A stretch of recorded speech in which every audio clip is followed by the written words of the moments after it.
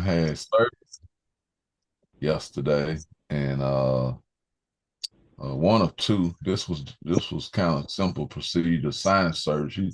Sinus really bother her. I think we mentioned to y'all last time we traveled. When she gets on that plane, it really swells her. Anyway, she's struggling and in pain. And when she's in pain, I'm in pain. And when she's up, I'm up. So I'm like, man, I don't know if I'm gonna be able to get up this morning. Mhm. But she rolled over at 2:59. And I said, well, let me take care of her. And I rolled over and looked at that clock and I said, if I lay down, I'm not getting back up. So I got Mhm. up. So yeah. But I'm here. I'm here. I'm here. So good thing about it, I don't have to go to work. So I can look forward to hopefully trying to get back in the bed sometime later this morning. So Well, bro, we understand exactly where you coming from. oh yeah. So if you get tired and have to get out, you can get this thing over to Jeff. That pass the baton. Now That's good. the beauty of your teaching. Yeah. That anyone you want to pass the baton to, I give it to Dr. Fred if I was you. Let him take over the thing because he always talking. Give it to him. Y'all really be in trouble then. but KUs, we definitely praying for your wife, praying for our sister that she be Thank, okay. thank, That's the thank, bottom line. thank. Right. All right, appreciate it. Appreciate it. Uh, but like Jeff said, I do want to start with review, but before we review, I got a challenging question and statement to us. Uh, as I reflect on these, as I review, and prepare and think about, like where do we go next? How much do we review? How much new information are we covering? Where are we going? But where are we going with it is the question I have for the group. That's the soft question to the harder, challenging question. That's a Kyle by Homer, light to heavy. So be prepared. So where are we going with what it is we're doing? Where are we going with what it is we're learning? Question for the group. Individually, not don't think about uh Dr. Fred, Will, and Jeff. Don't think about Judge Wayne. Robert, don't you think about Bradley, and Bradley, don't you think about Brother Bill, and so forth. This is an individual question. Where am I going? Let me change with this. Yeah. Where am I going with this? With what I'm learning? I'm gonna jump in and do what Will Credit said. He said I'm always talking. I didn't realize I was always talking, Credit. Yeah. Um, Reproduction for me. Mm. Okay. All right. Good stuff. Expound a little bit. Duplicating my life in someone else's life. Excellent. Excellent. Amen. Right. Amen. Now, do you have a name yet? For a That name. duplication. The, the duplication in who? Do you have a name yet? Jonathan, Okay. my son. Excellent. All right. What I'm learning is as long as I got a name, it I failed at this so many times. Mhm. But as long as I had a name, there was always success around the corner for somebody else who wasn't, short on spiritual reproduction. I'll say it that way. So good stuff. I ain't telling you or saying you gonna fail in Jonathan because I respect Mhm. Jonathan. I know what he made of. Mhm. But as long as you got a name, Mhm. it gives us the intentionality we need to continue to deposit in others. All right, but good stuff. Hey, I just want to join in there with Fred.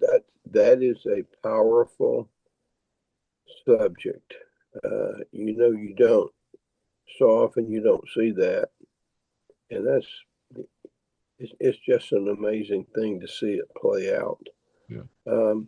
The thing I'd throw in there, which I think is side by side with it, maybe earlier in the process, the what, why, how of evangelism, sharing the gospel. Yeah. Yeah. Yeah. Yeah. Yeah. Good stuff. So somebody else, where are we going? Or where am I going with this?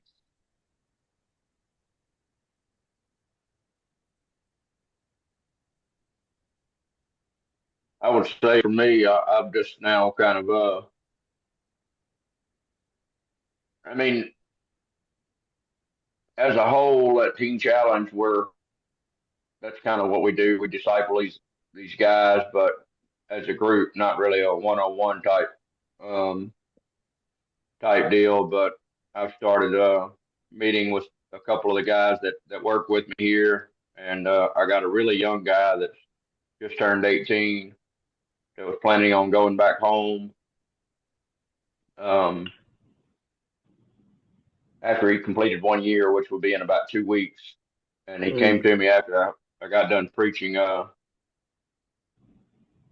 the other night, and he said he had thinks he was making a mistake if he goes home because he really doesn't have anybody good to go home to. He's never really had a dad, and his mom don't care if he smokes weed, and everybody in his family, smoking cigarettes and stuff, and he wants to graduate. So he made a decision to stay, and I talked to one of my leaders and got him to be able to stay here. So I look forward to kind of taking him under my wing and discipling him more one on one because I told him he had a daddy now. Wow. Wow. Good stuff. Yeah. Man, that's awesome. Yeah. Look forward to spending the next 6 months really close with him. Okay. His name's Sergio. Good stuff. Good stuff. Is Sergio gonna stay? Yeah, Sergio's gonna stay, man. Wow. Yep. He's gonna be my right hand man for the next 6 months. I'm gonna keep him right here close with me, as close as I can. Yeah. Good stuff. And you gave a name, so I didn't have to ask you. Good stuff. Good stuff.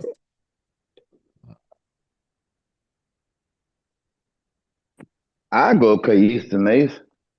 All right.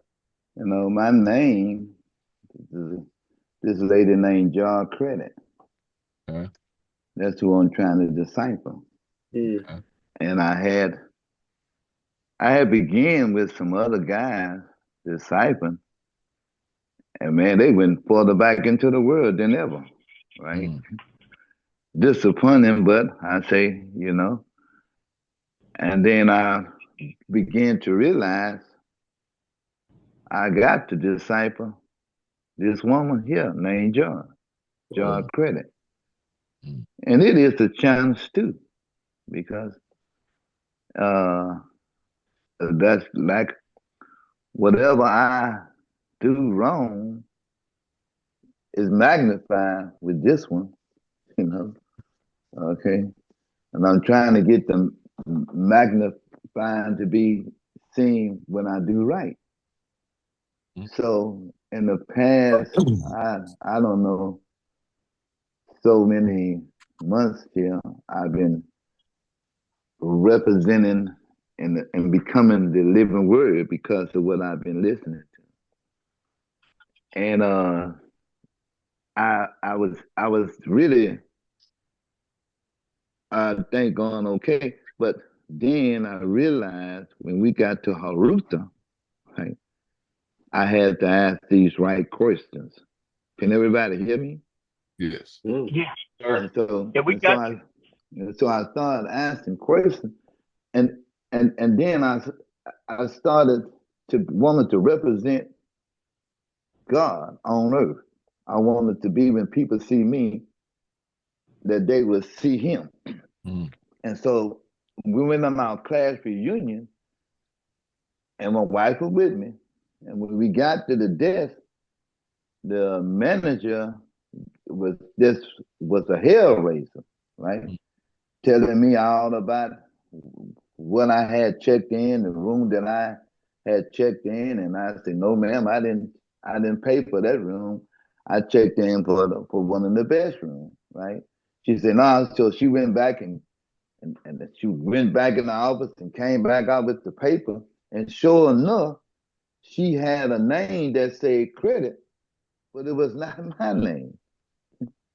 It was one of mine, cousins or whatever name that I didn't even know was there, whatever. I just say they said last name was credit. And that lady started apologizing from the bottom of her heart. Hmm. And I said, "Miss, you don't have to apologize." I said, "What you just witnessed is the character of God right in front of your eyes. Because had I been in my flesh, you wouldn't have no job tomorrow. Mm-hmm. Because I had you to write." And she said, "Wow." And she kept saying, "Well, I do apologize." I said, "See, I'm telling you, you don't. You just, my disciple were with me. And you helped me to show my disciple how I act and how God cares to act." And now, me and her got into it, my disciple, not about that situation, but I was asking her a question about Matthew chapter 5, verse 1. And I did it wrong. And we got into a hell of a discussion, right? Mm-hmm. And so then I started to learn that how to ask questions now. And man, this Haruta, oh man, if this ain't something, wow. I don't know what else. I don't know how much deeper we can go, right? Because I ask people questions, and and then they discover. Ain't that something? You ask the question, and then they discover. And then I'm reading all these questions that people used to ask Jesus, and Jesus would turn right back around and ask them, right? So where we going right now? I know we're in the right direction from day one.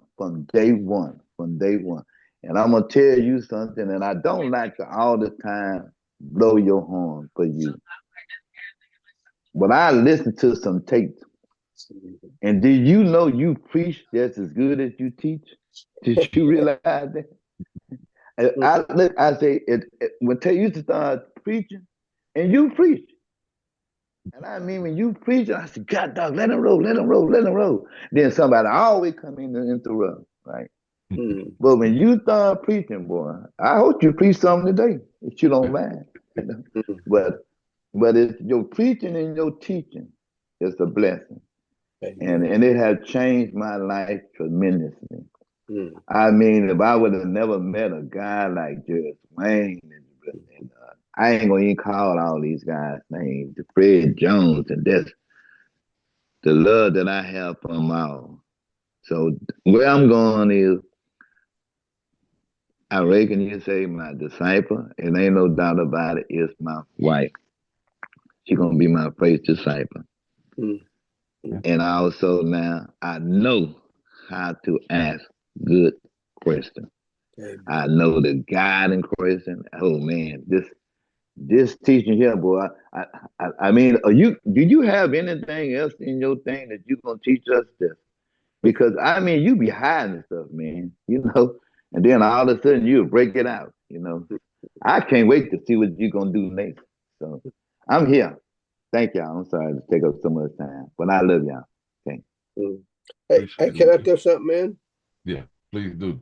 Hey, Will, why don't you? I'd love to hear Keusi preaching. Oh, he preached. He preached. Well, can you post that to or just send me a link? I will send you it's okay. Like say in the process of him teaching, then all of a sudden he'll be teaching, and then he'll break out and be teaching. Now he ain't gonna be that entertaining teacher, being preaching. Gotcha. You ain't gonna be getting up shouting out of your seat and all that, and falling all out. You're gonna have to pay attention. But when he started preaching, man, hold onto your hand. Okay. I'll send it to you, Judge. That'd be good. I All love right it. then. All right. Yeah, I'm Good gonna morning, start. man. This is Rick Barnes. Man, it's so good to see you guys and hear you guys. Y'all just give my heart just great joy. Great to hear your voice, man. Morning, Rick. Good morning. And I want to talk a minute about where I'm going. It seemed like all of a sudden my life became amazing. You know, for years I've been tracking, and it just seems like the discipling thing wasn't for me because I could never get anybody faithful. But then all of a sudden it was like God opened the floodgate. Wow. And at the first of the year, I began to disciple this pastor that wasn't getting any traction with his members because of the things that he was preaching, the tradition he was going through. So he began to sit at my table. His name is Washington. And then after we got back from MOAC, he decided, man, my wife needs to sit in on this with me. So been discipling both of them twice a week, get time with them. Had a young man that I brought up there to MOAC, and on the way back, he said, man, I've got to get this. And so, you know, it just seemed like this year the floodgate is open, and God has allowed so many people to come and sit at my table, where for a long time I was like, Lord, this thing ain't working for me. But one thing I can remember is that the statement that is you got to be before you become. So I feel like that, you know, just hanging in there, and KUC, what you're pouring into us and what the whole group brings, it's inevitable. It's going to come because it's in you, and it's going to flow out eventually. Yeah, man. Good stuff. Good stuff. Appreciate it, Rick. Yes, sir. Yeah. Been there. I don't know if I ever got hung up on who I discipled. My fortunate focus was always making sure I was the best disciple I could be. And so eventually I learned that my being eventually became building. Mm-hmm. It was just an organic process, I'll say. So Yeah. yeah. KUC, are you thinking, boy, that was great to hear from Rick, but Yes. are you thinking, following up on Fred's question, that moving toward teaching on multiplication, that that there would be some of those pointers and how you do this? Because I think it's huge to help people. You can't be what you don't see, and it's always so helpful to see how someone else is doing it and get tips from other people. Because I can identify with Rick about the multiplication process. I mean, you know, it seems like there's many begin well. A lot of times they don't continue in the process. Yeah. And so, well, I'd love to hear some stuff on that to continue to learn and grow from there. Yeah, definitely. Yes, to answer your question, yes. Not to do a spoiler alert. I want to try to I want to not say too much until we get more people to comment. I don't want to discourage some of these loads of wisdom. I'll comment next. Yeah. All right. Two names that I've been discipling for a few months here is Kylie and Johnny, and we actually started out going through the Gospel because it was new to both of them. Had not been involved in disciple making or being a disciple, and so the things that we're talking and discussing here has helped me in how I structure and prepare and disciple with them, even though I don't go over the same material that we like. I don't go over them on the mornings I meet with them, what we did just this last week, if you know what I mean. But it's the things that we've gone over is what's helping me and helping introduce pieces of that today as we go through the gospel. The two names was Kylie and Johnny. All right. Thanks, Brother Bill. Good stuff. Good stuff. Thanks. Excellent. I'll go next. I do have I have a few names out there, but what I realized after being married 48 years and walking beside my bride that I learned something there just like I learned in here, and that is that there are depths of the scriptures that I thought that I had looked at that I didn't look at. Now, I think I told y'all a couple of years ago, I thought my study was getting close to a period. In fact, through this, I realized that my study is just at a comma. It's not at a period. And so the same thing goes with, I'm like Will, is my bride of 48 years, I want to finish well. And I realized that I have not been nearly as intentional in taking this and applying it as we walk together. I thought that it would all just take place, but when God said make disciples, He didn't say just put it in the oven and it'll come out all right. We have to really work at that, and so the new name that's an old name is my bride, and I am going to the older we get, we work together. So she sees that I do things now differently than I did before, but I've not spent the time to help her see why things are different. And so I'm going to invest that time. So I'm like Will. Good stuff. Thanks. When you lit up, I saw Brandon light up. I know he's traveling to work. I didn't know if he wanted to try to take his opportunity now. I thought I saw his mute button come off as well. Yes, sir. Can you hear me? Yes, sir. Hopefully, I don't go in and out, but I would like to say I'm stuck in the middle. Yeah. Of being and becoming. My names for many years has been my family, my wife and my kids. That's I know that's my responsibility. That's my goal. And I've always felt a certain kind of way that I will fail if they didn't know or didn't see it in me. So that's always been my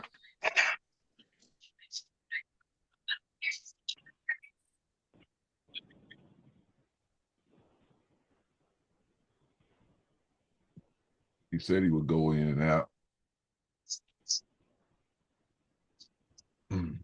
Well, until he come back in, I'm depending on him because of what I see in he and his wife. And with this pastor and their wife, I don't really have a wife to sit before them. But one of the things that I've talked to Brandon, his wife, about is getting with them and talking to them. And they're really excited about sitting before Brandon and his wife. Got it. Yeah.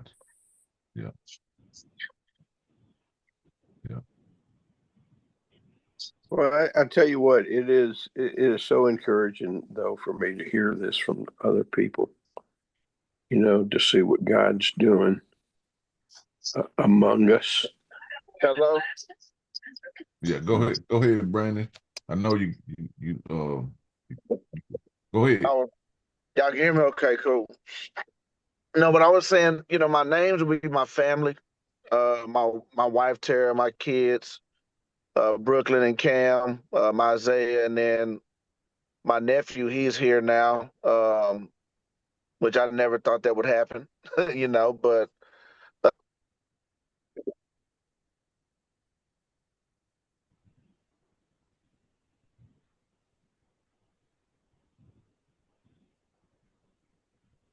Yeah, that's part of the reason. Judge church, you just Wayne. see, can you hear me? Yeah, go ahead. Okay. You see discipleship and just open my eyes being open to disciple making is different than what we grow up seeing. And so my focus now is more so being and allow my family to see that. And then, you know, hopefully other names will come.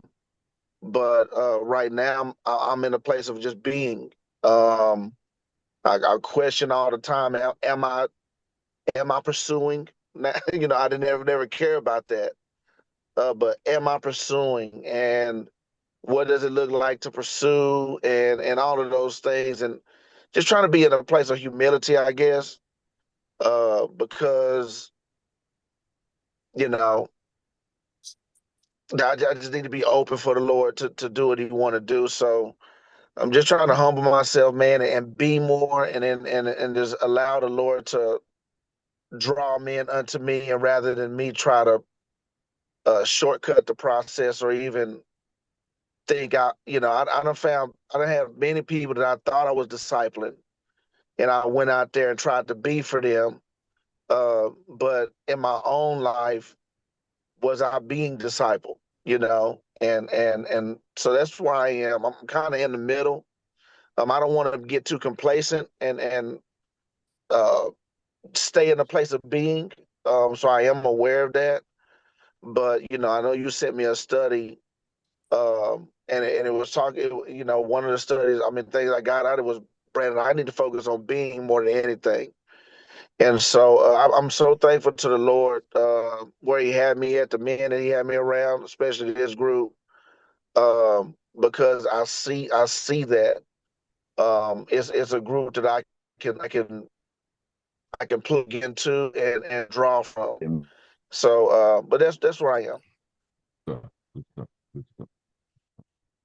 And your investment in your family has been evident to all of us on that call. And that's encouraging, and I echo what Brother Wayne said a little bit ago. Is that's one of the reasons why I wanted to open up this way, is so we can kind of hear and share, but also continue to do this companionship learning. Right? This is, whether y'all know it or not, this is part of it. This shared life experience section.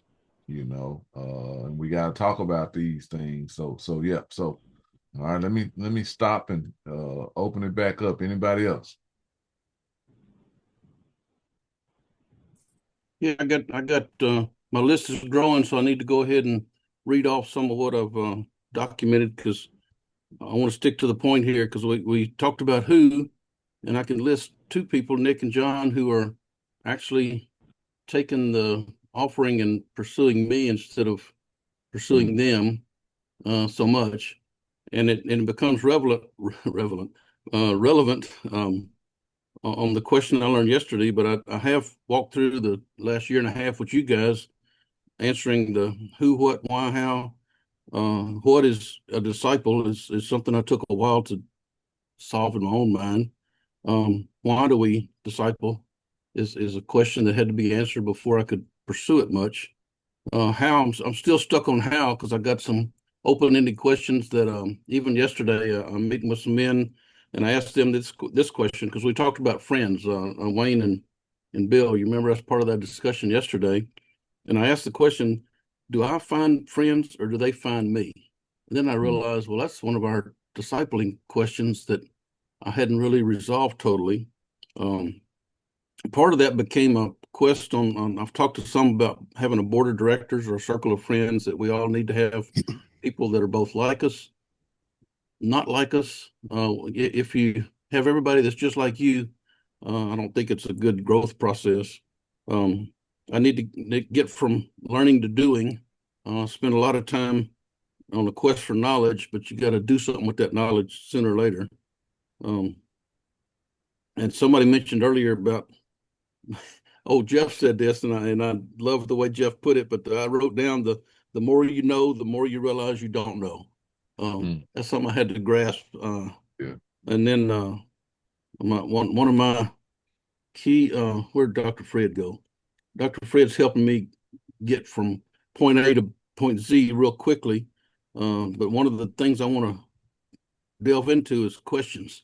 I love asking questions. Sometimes they're good questions, sometimes they're bad questions, sometimes they're ugly.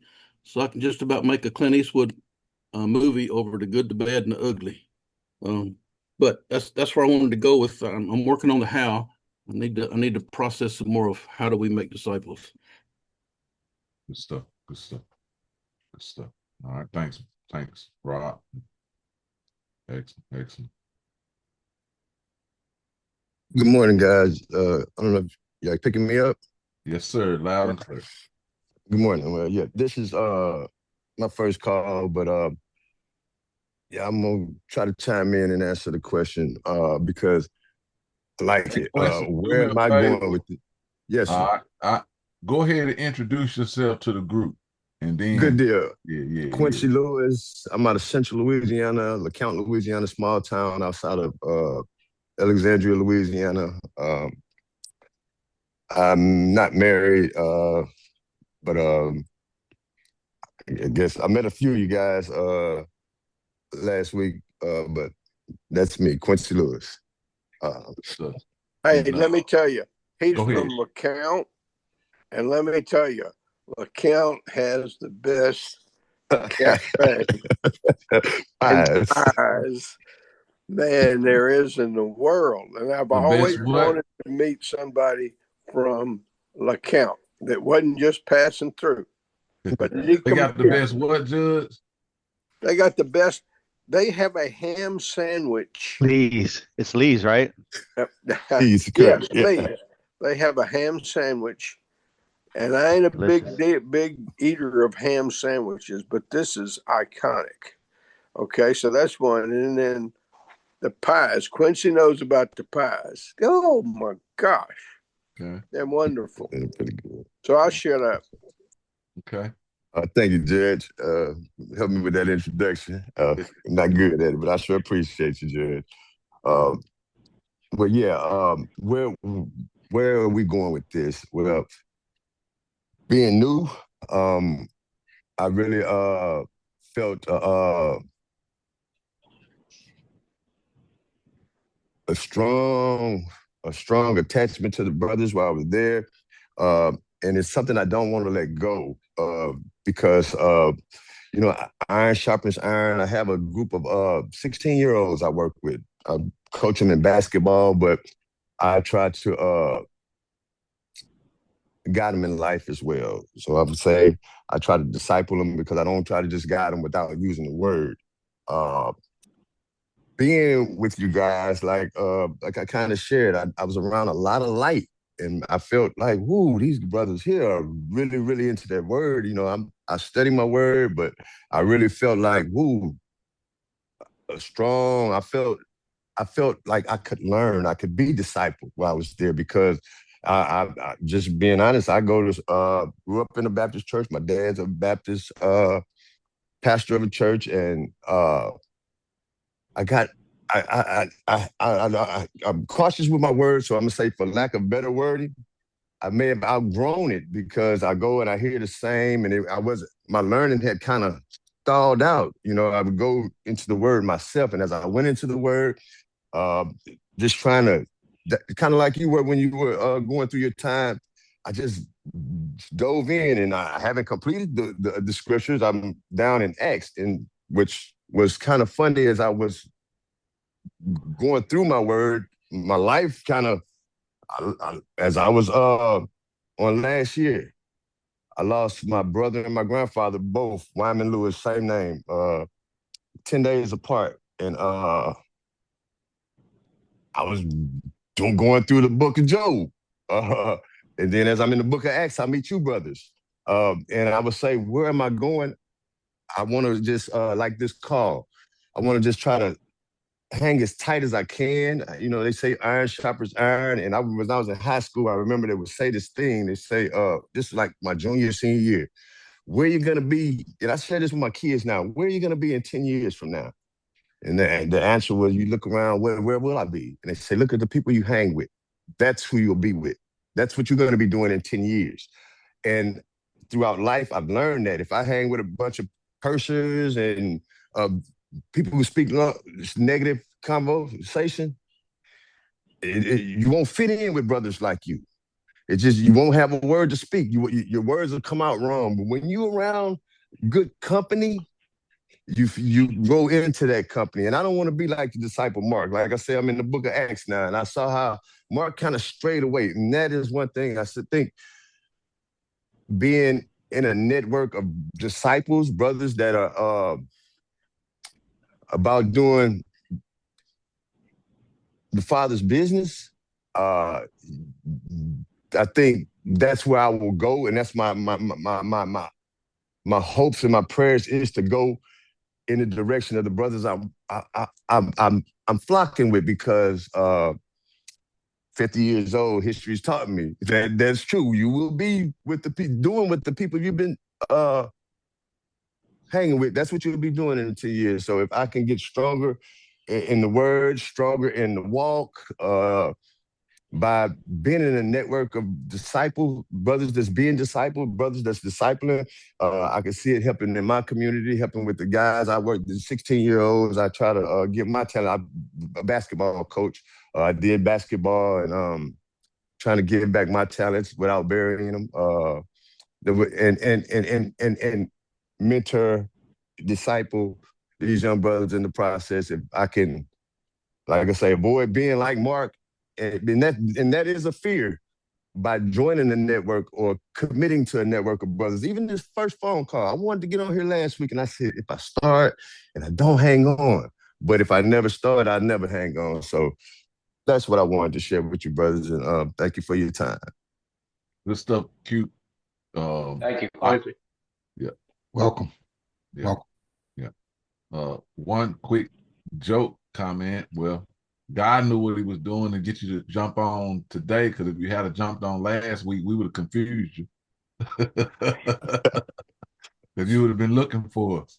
Because I thought about, we wrote that Zoom call on the board at MOAC, and we wasn't using it last week. He didn't have an excuse. I sent him the right Zoom link. Oh, okay.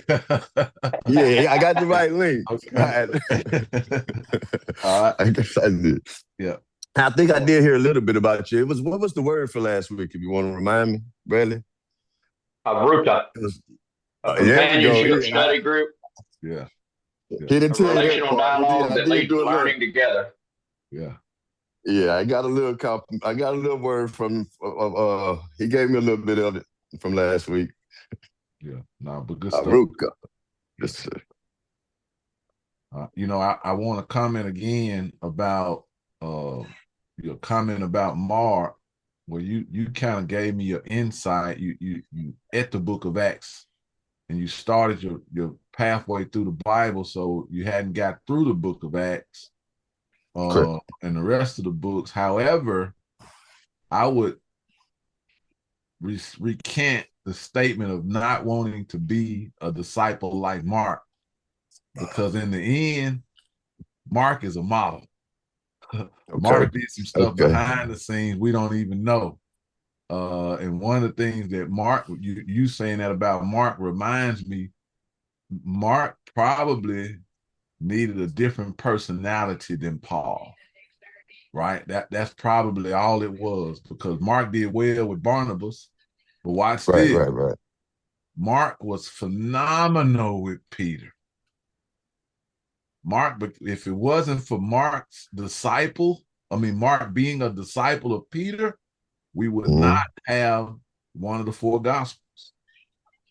And we don't know the other impact that probably created that we actually have access to because of that. But yeah, Mark turned out to be a phenomenal disciple.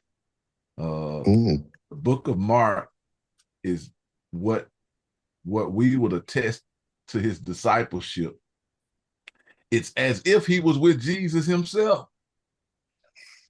But we know he wasn't all of the time or necessarily. We don't know when he in a picture, but he speaks as if he's Peter himself. And that's the ultimate outcome of being disciple. You know, is when you hear me, is as if you heard the one who discipled me like soup. And that's what Mark gave us. And that's the example the book of Mark gives to me. So we'll talk more about that. But yeah. Yeah, thank you. Love it. Can't wait to read more. There you go. Little fire right quick. Yeah. All right. Come on, somebody else. I saw you on mute earlier, Chris. Just real quick connection with Quincy. I grew up my grandparents lived in Baton Rouge. So before I-49 went in, spent a lot of time going from Pineville through LeCount to Baton Rouge. Got you. But I guess to the question you asked, KUC, the opportunities where I have to reproduce where I learned, and we have a life group at our church, so I co-teach it. And I guess the approach that you've taught on how to come to Scripture, how to dissect it, that comes from when I have the chance to lead the class. That's how I approach it. I try to approach it, and it's now to the point where we have curricula that we get from an online minister or an online right now media. And now when I get some of the lessons, I'm thinking, well, that's not how KUC would have taught it. And so I'll kind of put my twist on it. I tell the class, hey, I'm kind of departing here, and this is kind of why. But that's one opportunity that I have to reproduce. Although it's a live group, so it's an hour a week on Sundays. And then since I met you the first time, I feel like God's directed me into prison ministry. And so our church goes up to there's a state jail that's like maybe 5 or 6 miles from my house. So I've been doing that for the last 3 years. We'll go up on Tuesday evenings, and we are just like 5 or 6 of us that lead worship service. So I have a chance every now and then to rotate in and give a message to it's a group of like 50 guys, and then we'll break out into small groups and talk about what the message was. So the things that you've taught us here, I've tried to reproduce that teaching to those guys. So like when we talk about Luke 14 and 2 Timothy 2:15, Joshua 1:8, and then more recently Matthew 5:1 and 2. That's why I try to reproduce the teaching, and then I don't have a single name, but like small groups, because they change. Guys will come in, guys will go out. But there's been a core of guys I've known over the last 3 years, and it's just for me, it's just learning to be more intentional in relationship building. And then those opportunities when I have a chance to share God's word, to make sure that I'm being diligent to show myself approved and rightly handle it. So that's the key, and I feel like the way this group, all the men like Jeff, and this past week we had a lesson on we're talking about who Jesus hung out with, and one of the small sections was around John 4. But I could speak to John 4 pretty easy. I didn't have to open it up because we've been through it so many times. I thought about the picture that Jeff has painted, but going from Louisiana to Missouri and bypassing Arkansas. So those are the kinds of things that can come out. So I have it those are the types of things I wouldn't have spent a lot of time trying to understand. But now through this group and through all the men on this call, I feel like I'm better equipped when those opportunities I do have to share. And I guess the last thing I'll say is just I feel like the discipleship bit is where I'm lacking. What really drives me to be part of this group is the challenging to continue to grow in that space and be intentional about not necessarily going to recruiting disciples, but being open to the opportunities that God brings for me to pour into someone else's life. If I have a single name, the guy that's one I'm most concerned about or interested in at this point is a coworker. So I know he's Muslim, and he says he sees something in me, and we have a chance because we're working a lot of times. It's just trying to be intentional in the way I interact with him, and it's not always what it sees. Even though we're just about work things, work discussions, it's how do I treat him, and then when we do have an opportunity like at lunch to go beyond just the work conversation, am I ready to equipped to share with him? His name is Scott. Good stuff. Excellent. Now, what you have is an advantage. Those who have opportunities like you have has the greatest advantage because you already have what I call the open end of a funnel that's ever changing, and more opportunities are always being poured into you. You just continue to be you. And the purpose of this question, hopefully I don't do the spoiler alert myself, but the purpose of this question is to keep us from losing foresight or putting our antennas down to miss that person as they walk by us, and we never made the connection of that true person or that true disciple who will reproduce to the end of the earth, to the end of the time after I'm at home or I rest or I breathe my last. It's because we can easily get caught up in the being, and our antennas aren't up to notice the building or the opportunity to build. But you have a funnel of people that are going to get connected to who you are, and I got to know who wants to go further to the next step. But it's about us keeping our antennas up or not get involved in groups like this, and we think this is it, that I'm satisfied or content, and therefore I don't put my antennas out to pay attention to that person who God is bringing into my life, who wants to continue to walk close to me. But I got to keep my antennas up,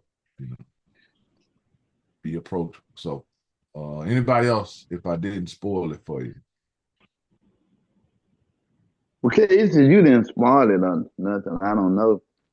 But I like to ask the question to the group. I know how to ask questions now. And I don't want to answer, but just that's a guiding question. Where would you be now had you not come in contact with this group? Think about that. Where would you be now? Where would your life be? Quincy asked the question, where would you be in 10 years? And I'm asking the question, where would I be? And it's scary to think about it. Very scary. I'd have been heading in a spoke car to hell. That's as simple as I could put it. So where would I be had I not came into this group and God brought me into this group? Man, thank you, Chris. That's what type of question that is. Okay. So I'm asking you to think on that as a group. Where would you be? Ask you, where would you be? Let me give some kudos to Will, whether intentionally or unintentionally. He's playing the game. That's a Cal by Homer. I started with something a little lighter. That's a little bit weightier question. So he's playing the game. So we still in this Cal by Homer stage. So good stuff, Will. Great question. Great question. All right. Yeah. Open to the group. Will has taken us to the next step. Where would you be?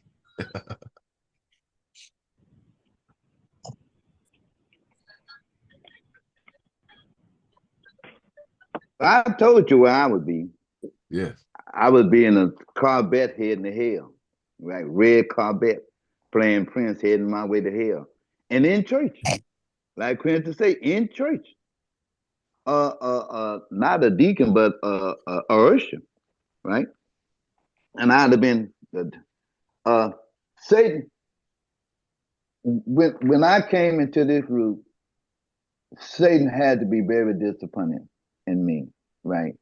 Because he had me, and I was one of his best disciples. I put it that way, And when he lost me, he lost a good one, right?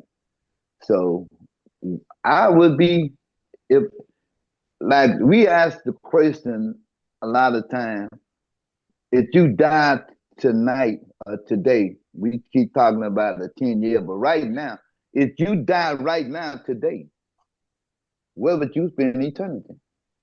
You need to ask that question, and you need to answer it honestly. And if you answer it and say, you already don't answer it incorrectly. I will be here. No, because of what Jesus did, what he did for me, I will die, and I will open up the door and go straight into heaven and be with my Father and my brothers because of what Jesus did, not because of you know. So that's the answer to what I'm saying. And it's up for argument, up for debate. But I just think so much that where would I be? And I'm telling you where I would be. I would be on a bad track to hell. Mm. I'm so thankful because I actually thought I was heading in the direction, and therefore Jesus came and said, repent. So I don't want to keep preaching, man, but thank y'all. I mean, from the bottom of my heart, I have learned from every man on this call. Every man on this call has blessed me tremendously. Like you never, you like you say, that's you doing things you don't even know it, but you really blessed Will Credit tremendously, all of y'all. Without y'all, I wouldn't be nowhere. Okay, I ain't gonna make everybody cry, but I'm in this. I'm in this for. Okay. Well, thanks, Will. Appreciate it. Appreciate it. I'd probably be an angry black man. That's where I would be. I'd be stuck on anger. But now I'm stuck on loving this group and loving my brothers, period. And turn the television off and don't watch the news and focus on disciple making. So,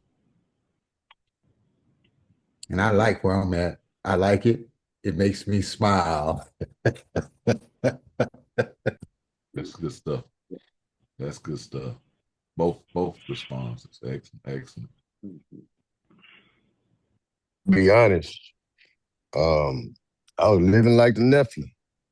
I saw fair women. I thought they were fair, and I wanted to come down and mate with them. That's where I was.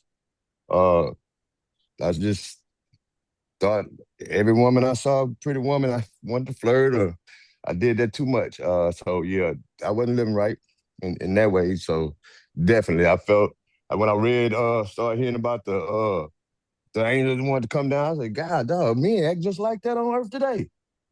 So I see a lot of that.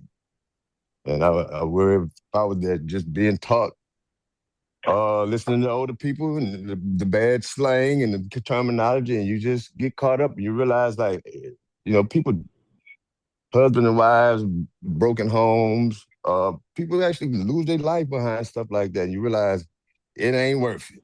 So, yeah. That'd be one thing I'll be worried of. Thanks. Okay.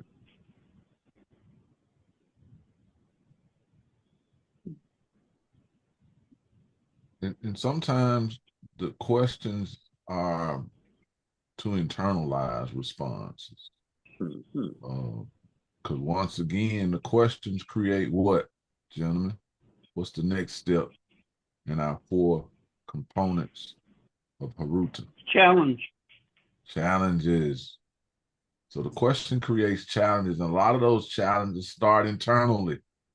It's a wrestling match between the inner man and our spiritual man that 1 Corinthians chapter 2 and 3 teaches us about the mindset of the man that's wrestling with each other. The carnal man is wrestling always with the spiritual man inside of the spiritual man. And the question is, what type of carnality am I wrestling against? And if I don't solve that, I know I said a whole lot, but trust me, it's strategic and it's not confusing if you learn what those mean, because it depends on which carnal man am I wrestling with determines the outcome. All right? Am I wrestling with the newborn carnality. And that means it's fixable. It's a part of the process, because I don't know. I never knew.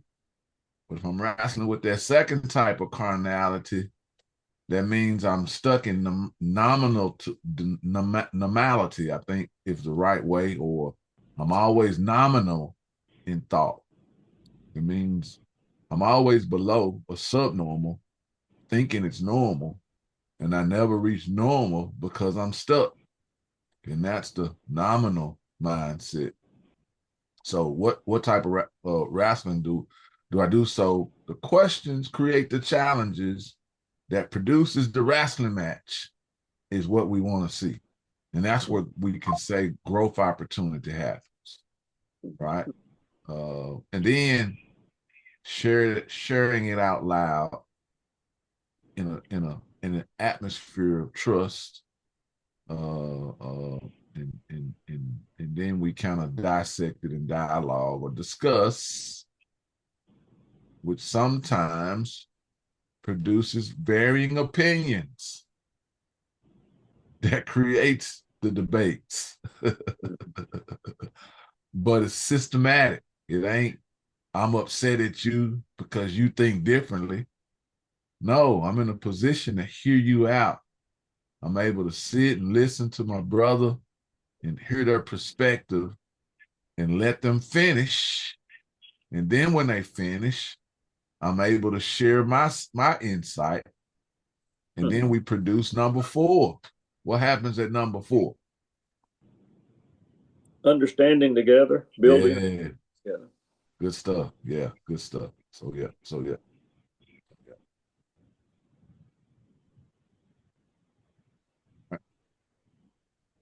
Haruta is very alien in the world we live in.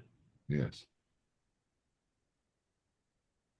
It is. It is. And my other lesson in all of this is sometimes I know we talked about, I'm going to go over these types of questions, and I know these questions have some systematic structure to them or chronological order of, process building. However, it don't matter which one you ask. Sometimes the subject matter and the circumstances determine which question is most used or needed. And it's not necessary that it's produced from within and not from your mind.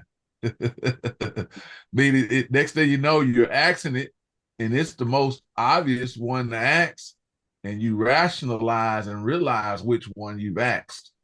So it's whatever that's most needed for the circumstances. But now the other light to heavy wheel, so we can internalize wheels. Where would I be? But we talked about, where am I going? What am I doing with this? Now, the heavy part of it is, am I missing opportunities to utilize what I'm learning? Have I missed opportunities with others?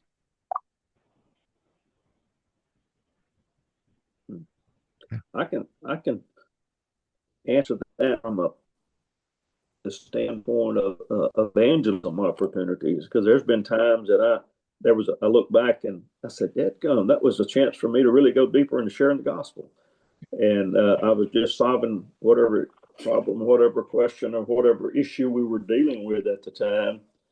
And so I know you weren't talking just about evangelism; we were talking about disciple making opportunities. And there's probably some there that I just hadn't recognized that were if I'd have been more forthcoming into with an agenda that I had, as opposed to trying to just deal with whatever question had been presented, I probably might have really gone back and said, there's some opportunities I maybe have missed to find someone who was interested or didn't know they were interested, but could have been interested by pursuing that further. I can't think of any specifics, but I just know know how I am, that I know that evangelism, I can think of specific instances. Yeah.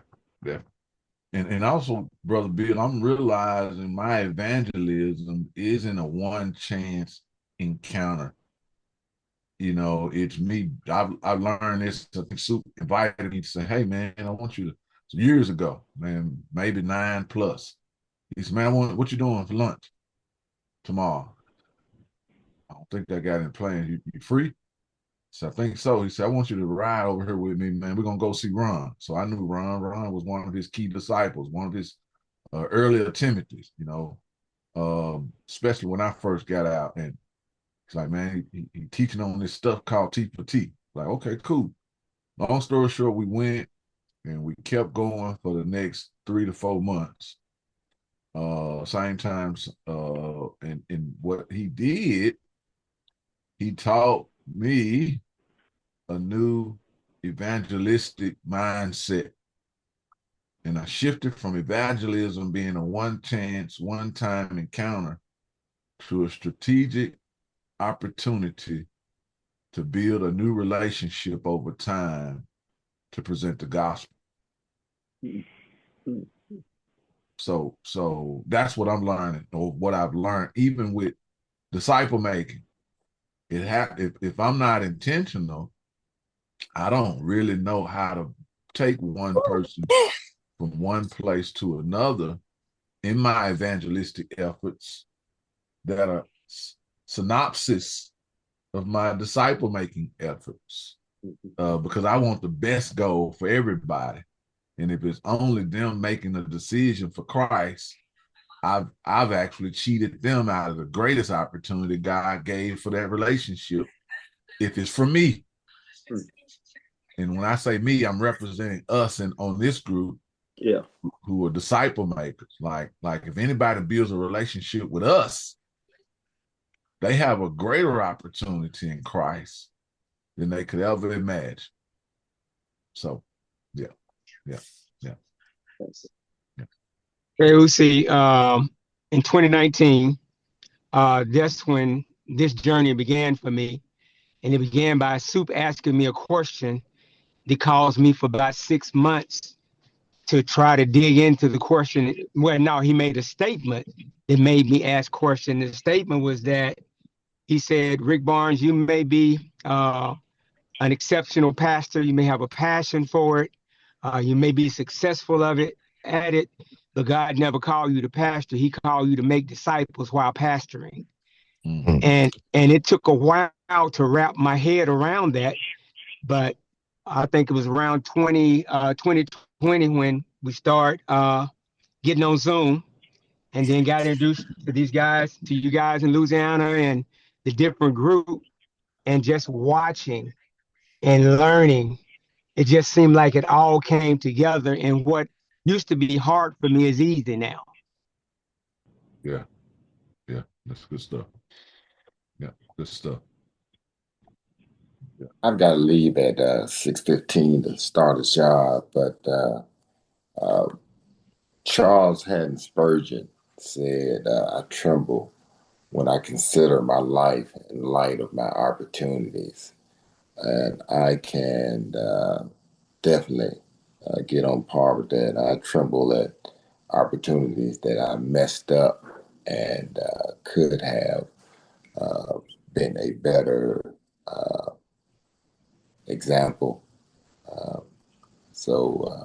In answering all the questions at one time, where would I be? I was on a road to discipleship when I was led to KUC, and it was shown more clear of what I should be doing, not just a quest for knowledge, but learning a quest for being. And I've had many slips since then, but one thing that I've held on to was to keep pursuing, keep getting on the calls, keep staying, keep trying to be near, because knowing the flesh and knowing what I would be without it, without the word of God purging me, cleansing me, convicting me, even in the midst of my mess.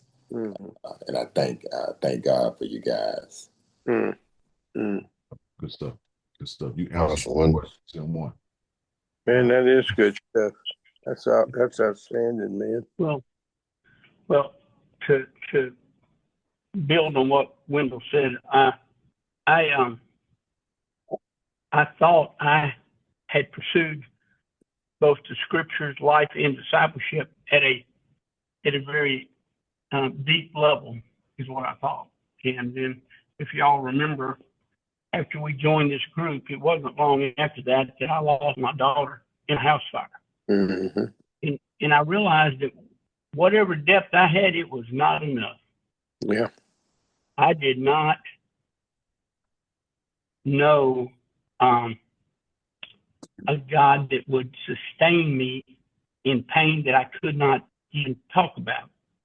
Mm-hmm. And the pursuit of going deeper Mm-hmm. and halakha, walking it out, Mm-hmm. became very important to me.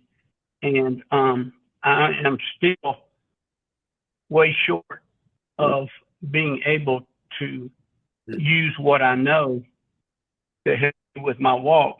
Mm-hmm. I have full pursuit, and Mm-hmm. so and it's been helpful. Amen. Amen. You know, can I piggyback on what Jeff said? Because, you know, for me, I became a believer when I was 25 years of age. And the guy that took me under my wing was Campus Crusade. And he and his wife did an outstanding job of investing in Polly and I. Jeff knows him well and knows her well. And so, and then that continued with another guy and so forth. But you know, when I got to about 45, then I go, I've been discipled. I don't need a discipler. I just need my friends and those that I can invest in and make disciples of. Well, when I hit 60, I realized, man, I need an older guy. I'm longing for an older guy. And so what I've learned, I would say, in the last 12 years or so, is that you never stop needing somebody to invest in you. And Herb and Soup come along, and Jim Downing comes along. You know, it's just, it's been so rewarding and eye-opening to recognize you got to be in the process. Now, I guess you can get to like Jim Downing was 104 years old, and you can't find nobody older than you to invest in. But boy, that's been transformative for me. Good stuff. You know, and I'm learning to say the same thing, older guy, and rephrase it with someone more experienced than I, right? So I won't lose sight of whoever that is that comes on. And I thank God that, you know, he's giving me both. Yeah. You know, so yeah, but good stuff. So yeah.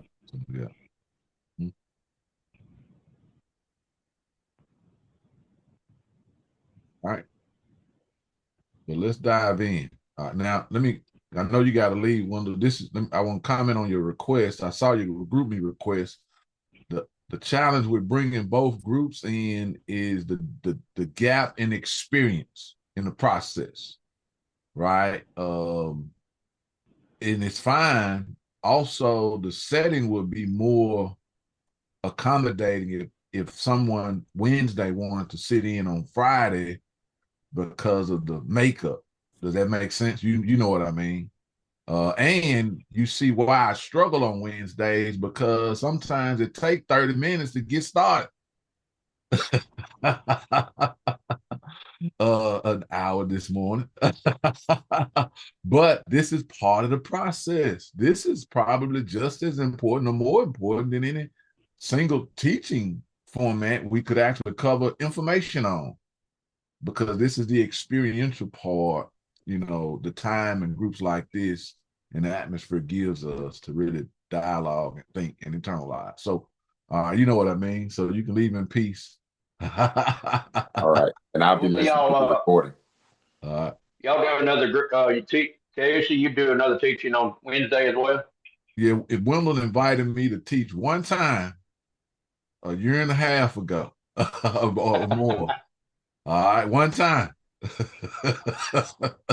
Been teaching ever since? Yeah, and so I've been there ever since. So yeah. And I ain't inviting myself back. so yeah. Okay, Houston. Yeah. I was just listening to Bradley ask the question, right? Is I'm correct, Bradley? I mean, I don't want to get out the subject we on, but am I correct, Bradley, in the saying that you got a bestseller out there? Yeah. So that's correct. That's what it says. That's what it says. Did you know that, Houston? Yeah, I got introduced last week. I saw the evidence. They gave me a glimpse shot of what it looks like. So yeah. Yeah. Well, before I get out this call, you're working on it. I'm gonna need y'all all to buy it. Okay, yeah. Oh yeah. We get a discount. I don't even know if I get a discount yet. You have to ask my author, my publisher. I mean, you gonna sign it? You gonna sign it, Bradley? I'll take two. Yeah, I'm gonna sign it for you. All right then. You're right. I just wanted to give you. I'm sorry. Let me help you out, Bradley. I'm gonna buy two. Okay. All right. Me and one for my Timothy. Okay then. All right. So I'm gonna have to follow my rabbi. I buy two. See that, Bradley? I knew that was gonna happen. Work this thing. Yeah. Congratulations again, Bradley. Thank you.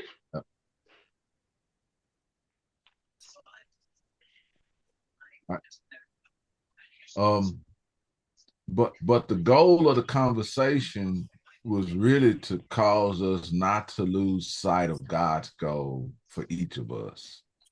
And that's the 2 Timothy 2:2. I can't lose sight of the others in this process. Now, to some, the others can potentially be one with future others. But as long as there's a one, there's a potential or opportunity for the others. And if I produce one like me in this lifetime, I'm gonna be at peace. I will have peace, but I can't lose sight of that one. So in all those environments and all those funnels of opportunities, I'm often reminded of the statement that Soup and Herb always shared: never lose sight of the importance of one. So how I teach or preach will, I look at that one opportunity and I give it all I got. Now, if more than that one hear it, hey, God be blessed. But I give it all in hopes of reaching and impacting that one. And that's what creates the impact. So yeah. Now, I want to remind us of 5 stages of mentoring. Brother Wayne asked a very important question, and I don't want us to lose sight of this. And I'm always thinking about this in my slow churn of evangelism, brother Bill. In my slow churn of evangelism and what I've learned from Ron Surgeon, I'm always thinking about this. Yes, sir. Does somebody have an open mic? Because I'm hearing some feedback. Somebody got a radio on or something in this. Okay. All right. So do anybody have an open? Okay, there it goes. It stopped. Okay. I think it stopped. Okay. All right, no problem. All right. So in all of this, I'm always thinking about this long-term evangelistic process that should produce the ultimate goal of a reproducing disciple. You know, and thanks, Rob. See y'all. And I gotta close out around 6:45. Again, I gotta check on my wife. I gotta get the kids ready for school and all. I gotta alleviate her. So about 6:45, I'm gonna have to sign off, which is why I'm going into my teaching spiel. All right. But Robert, we'll record this for you. All right. But I'm always keeping that ultimate goal of building a reproducing disciple. So I want to build a reproducing disciple that has world vision, that's focused on world impact. All right. I never lose sight of that. You know, it's always building a reproducing disciple of Jesus kind. So it's the Jesus kind of disciple, because there are variant kinds of disciples. The Bible teaches us that. Jesus wasn't the only one who had reproducing disciples. All right. But I want to teach the variant kind of Jesus' standard of reproducing disciples. All right. But I want to make sure that that disciple has world impact and world vision. All right. With intentionality. But we do it in variant stages. So early on, we see people in two ways. That's it. Everybody I encounter, I see them in two ways. God sees them in two ways. They either lost or saved. The goal is the same. If they lost, it requires one extra step. That's it. Not multiple, but just one extra step. But the thing is, continue to step with them after that step. And that means I gotta get them saved. I gotta introduce them to the plan of salvation.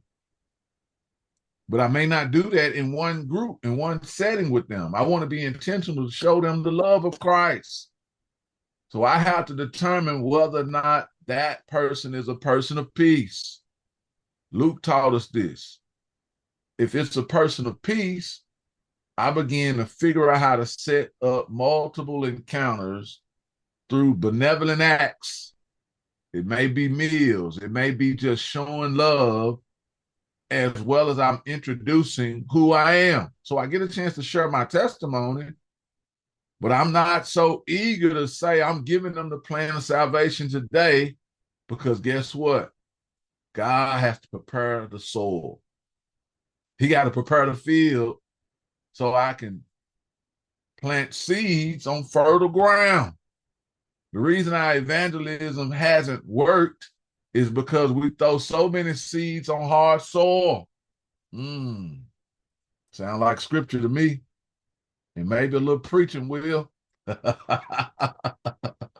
But so now I got to prepare the soil. And when I'm like, man, that makes so much sense. So instead of dropping a shallow seed, let me fertilize the soil with benevolence, with love, acts of kindness, intentionality. So how do I do that? I have to get to know who this person is, so I can know what they truly need at that moment. And I do my best to pray with them. If I can't personally provide it, I walk with them to see how God provides the need. And when I recognize the need is provided from God, we acknowledge it together. Because this is why people don't accept evangelism. They have some reverence about the reality of God in their life. But when that benevolent act takes place, we point them back and say, God real? What do you think? Is he there or isn't he? Not only is he there, watch this. He's there for you. Now let's continue to walk. What I'm hoping is that creates a question from them. Why do you do this? Why do you care? Because he did it for me. And I know he's real to me. So can we meet again? Can we, this moment is closed. I respect your time. can we continue this type of conversation at another time or at a different date?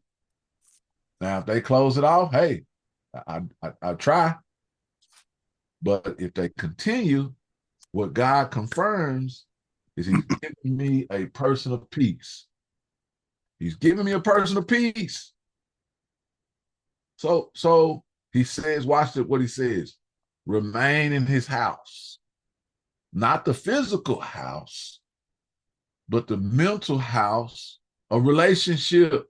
So I remain there. And we continue to have these benevolent conversations. And it's not about benevolence. When I say benevolent, I say benevolent, but I'm not talking about resources always. Benevolence and support, benevolence and prayer, but benevolence and relational capital. Let's meet again. So now I'm continuing that. And eventually that person goes from lost to saved because now they want what I am. You hear me? Not what I have. They want what I am. And so I'm walking with them. So now I'm walking with them, but guess what I'm doing? I ain't realizing I'm in the modeling stage. I'm showing them what God did for me, and I'm modeling to them what they should be thinking about being, what I am. So I'm in the modeling stage. All right. And so when I leave the modeling stage, I asked him, would you want to learn about this God? Would you want to know about this God of creation, this God of heaven and earth, this God of salvation, this God of redemption, this God of atonement? It actually, either I say it then or later I let them know that this same God came to us in the personhood of Jesus Christ. And he's our atonement. Would you want to know about him? Or this is who we're learning about. And guess what happens? We begin to leave from the modeling stage of what they're supposed to be to the learning stage together. And we're learning together. We're sharing them, like we're growing, we're building. So that leads me from the modeling stage to the mentoring stage. All right. Now, in this mentoring stage, we're learning together. However that looks, we're learning together. And a lot of times, think about what I just said. This is where we get stuck in our disciple making. I never leave the mentoring stage because all I'm doing is we're learning together, or I'm teaching and they're learning, right? But the monitoring stage is the next stage when we go from just learning together, but now I'm giving shared responsibilities. I'm giving that person a chance to learn. And in process of learning, they're able to repeat back to me how they're processing it or teaching it to someone else. So now we leave the modeling stage to the mentoring stage, and we're in the monitoring stage. I'm coaching them on the sideline, and they don't necessarily know it. I'm walking alongside of them, creating a platform, giving them an opportunity to share what it is they're learning, and eventually giving them a chance to walk alongside of me to be able to share that to someone else. So now I kind of grow into this process of, back and forth coaching. So we team teaching at times, and they know that I'm taking over when necessary. So I'm still coaching and correcting. That's the accountability piece in the monitoring stage, right? It's like, okay, yep, that was great.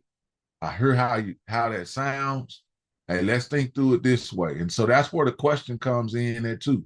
And that's why it's important for them to be in our routine. Now what happens is the mobilizing stage. Okay, how confident are you to do this outside of my presence? I may not be with you, but I see an opportunity for you. How confident are you?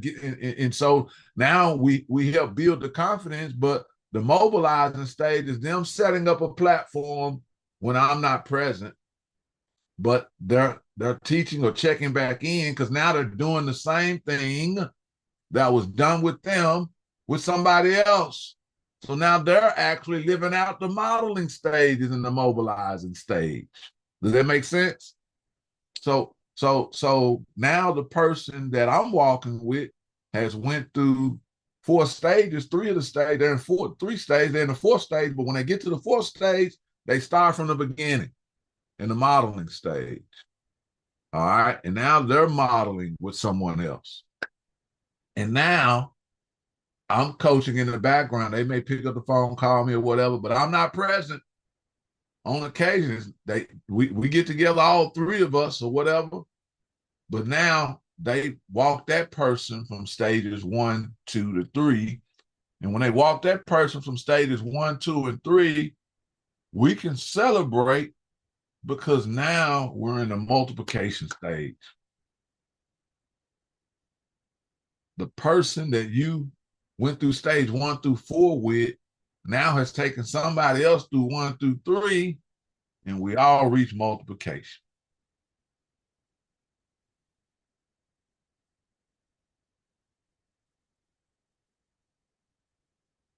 That's the summary of the practicality and the application of it all.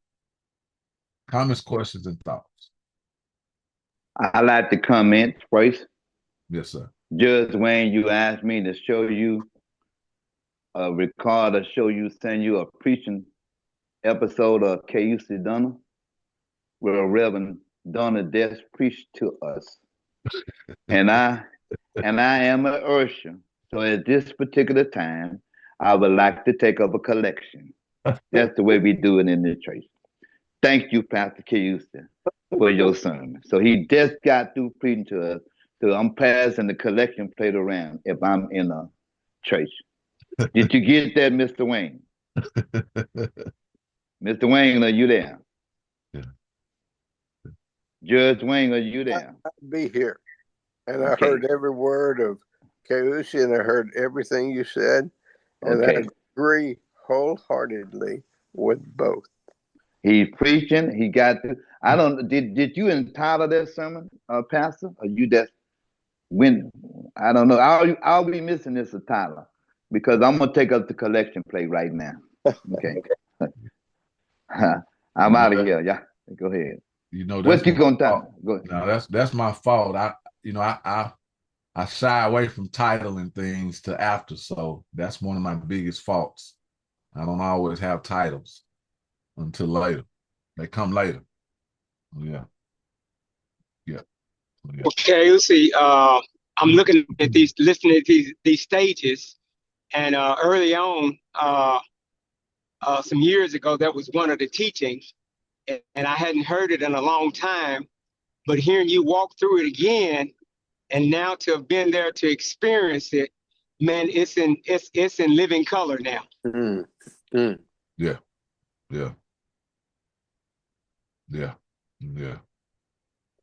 Well, it'd be so great if somebody could post those stages. I will. I got them. Okay. I got them. That was my summary of them. Okay. Well, that'd be great if you could do that. You don't have to do that now, but just to that group me. Yeah, I will. Yeah, let me put it in the group. That'd be so good. Let me put it in the group me. Yeah.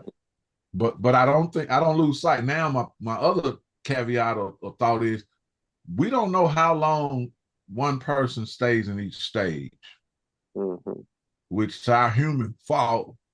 We'll rush people through trying to get to 5. And I don't know if they're going to get to 5 in a year, 2 years, or 2 months or 6 months. Sure. It all depends on the maturation of that individual. Right? So, yeah. But I think evangelism is the same.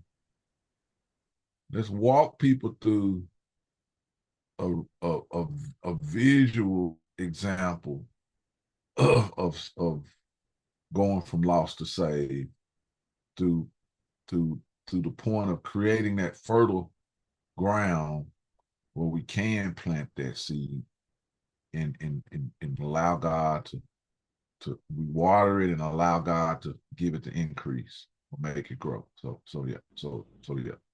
All right, but those are my thoughts for the morning, gentlemen. Comments, questions, reflections, thoughts. And reflection. Go ahead, Bradley. I just man, I was thinking about this one young man is like a son to me. He and myself and his mother were in a relationship for a little while, and I've just been knowing him since he was young. And I know that the Lord is working on him because he's got all these questions, and he always calls me, and you know, I say always, you know, once every 2 or 3 weeks or once a month, and this has been going on for the last couple of years. You know what I mean?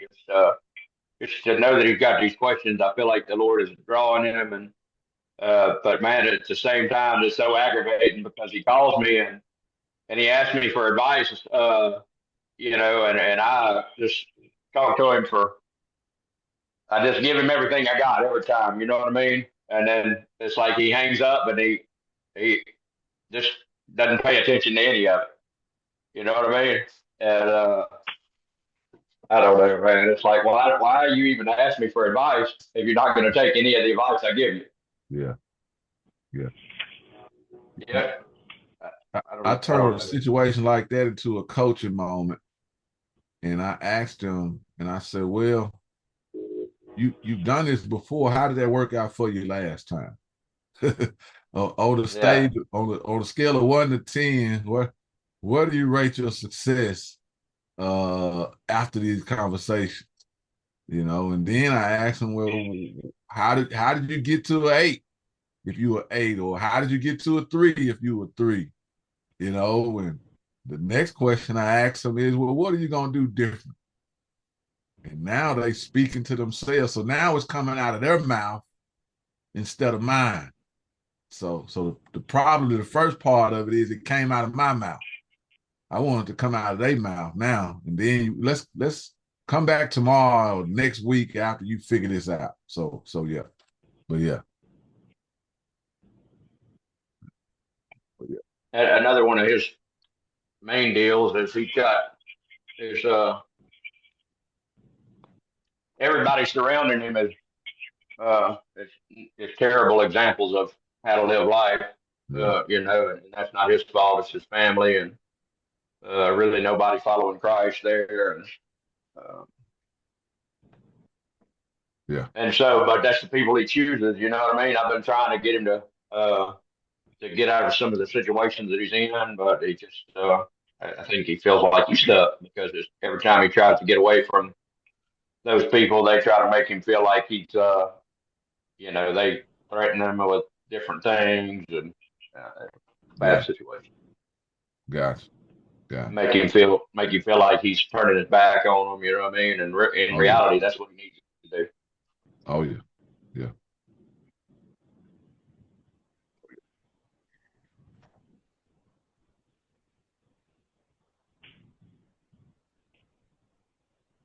Well, thoughts, questions, and comments. Many of us struggle with, as you asked earlier today, to give us a name. And, you know, people have even said, well, you know, I've tried in finding faithfulness, but God gave me a little practical lesson. I had been putting compost in the corner of the yard, trying to develop some kind of rich soil to plant herbs in. And I finally thought I had it all together, and I grabbed that soil after I turned it for a couple of years, and I put it into a bed and planted herbs, and we didn't get a thing. It didn't do anything. But being a guy that doesn't want to give up and thinking that maybe the next year will be different, I did the same thing the next year, and guess what? I got the same results. Hmm. I had come to the conclusion that whatever I did, it was not the right thing. But just out of, I don't know, we did it one more time. And obviously the soil at that point in time was just exactly what was needed. And we had a flurry of herbs in the garden. And since then, it has been consistent through the years. And so my conclusion is, in that process that you just described, there are stages in there where there is major opportunity for disappointment, because we carry expectations that shouldn't be ours. The Lord should be in charge of those. And so I end up at times getting disappointed when in reality, he just wants me to be faithful. And those stages ultimately, if he is God's child, God's going to woo him, and we just need to be faithful.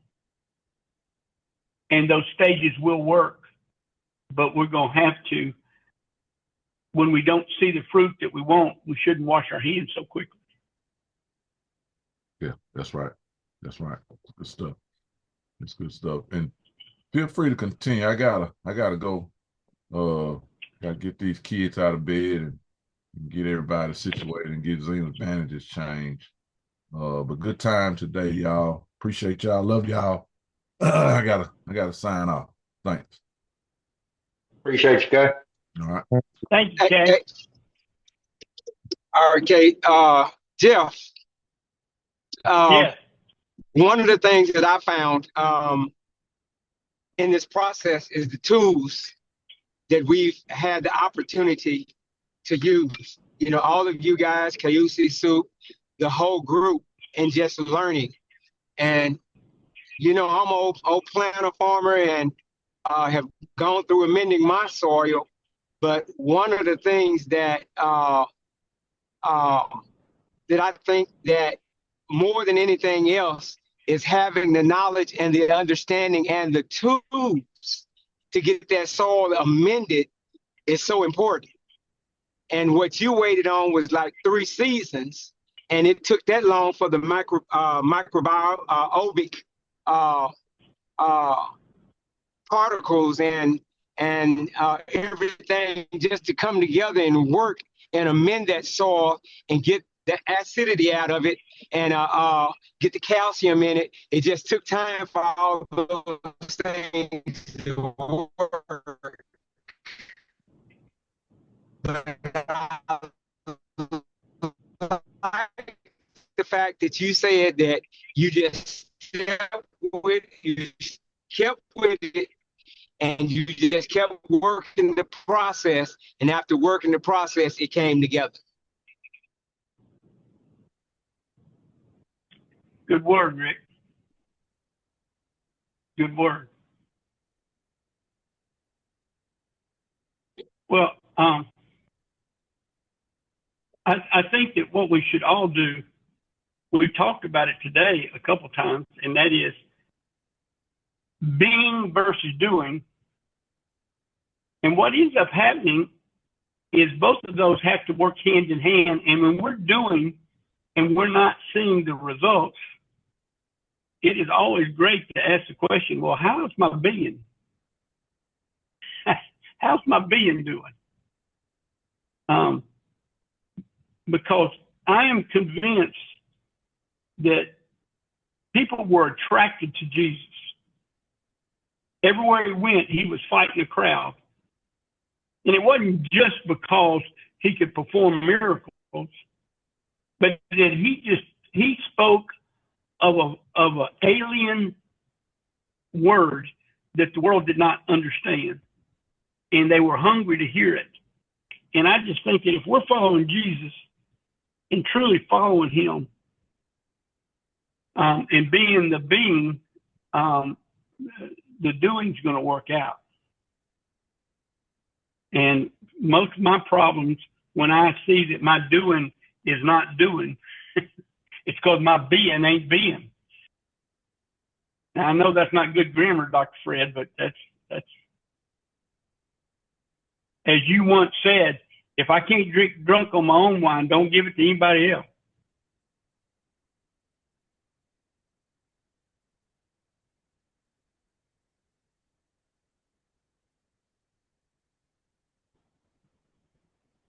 Any other thoughts before we close this out today?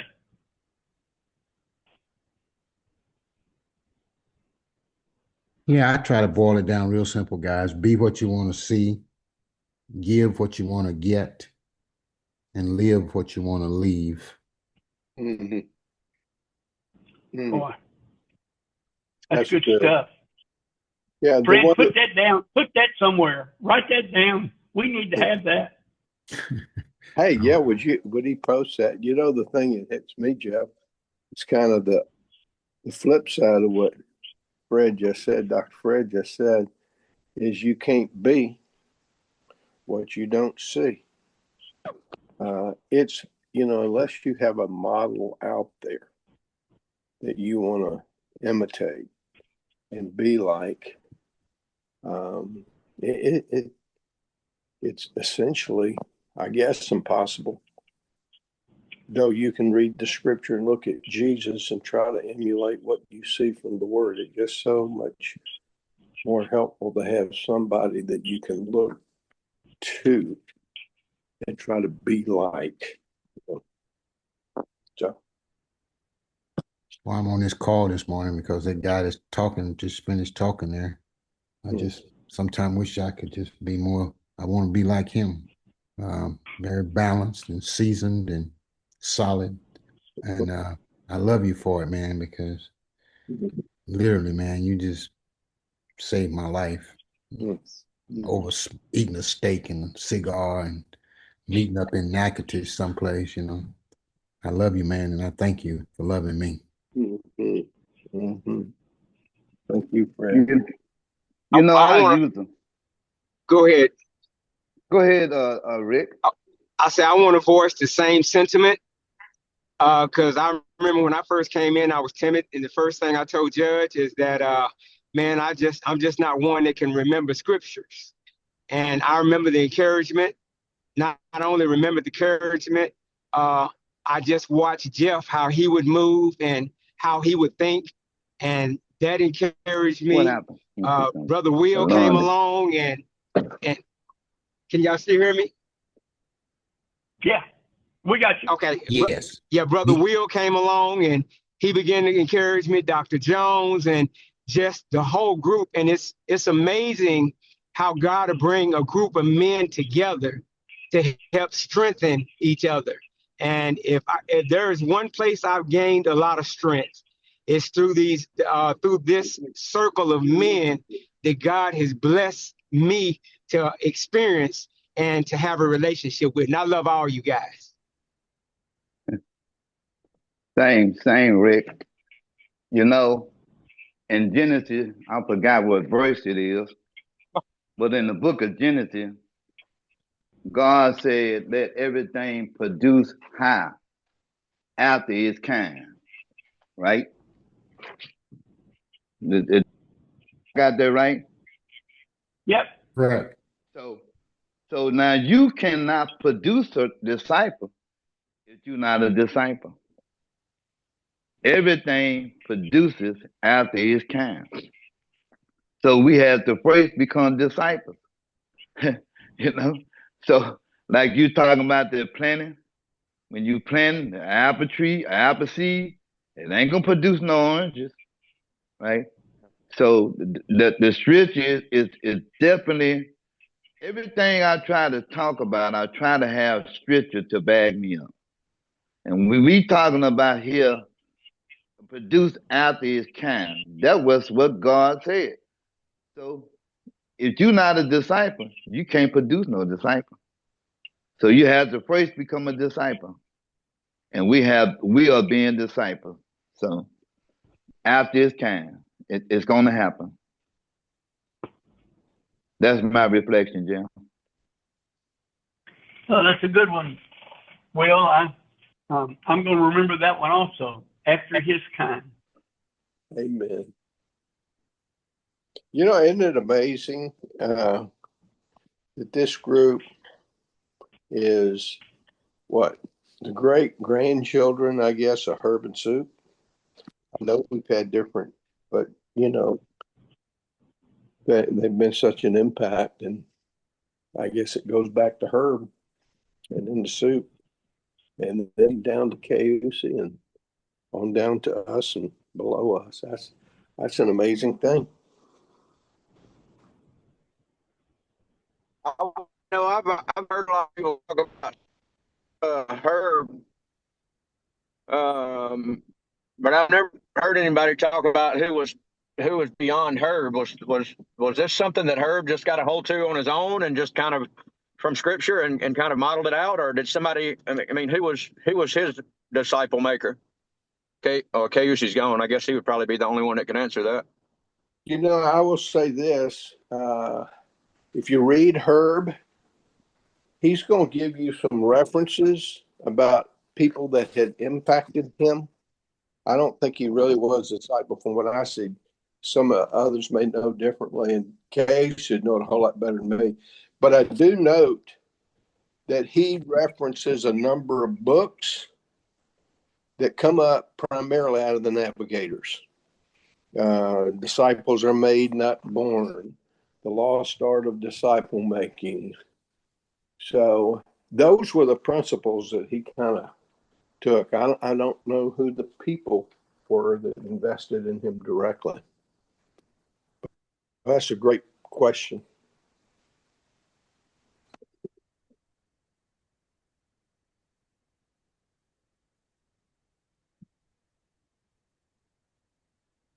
Well, men, I'm going to take the recording off